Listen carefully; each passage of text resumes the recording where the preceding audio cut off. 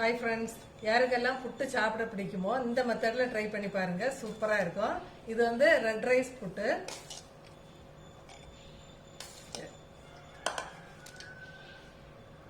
இப்போ அதுக்கு கூடவே ஒரு ஸ்பூன் அளவுக்கு நெய் சேர்த்துக்கலாம். ஃப்ரெஷ்ஷாக கொஞ்சமாக தேங்காய் வச்சுக்கோங்க. நான் ஏற்கனவே வேக வைக்கும்போது கொஞ்சம் சேர்த்து தான் வேக வச்சுருக்கிறேன். இப்போ அது கூட கொஞ்சமாக ஃப்ரெஷ்ஷாக சேர்த்துக்கோங்க.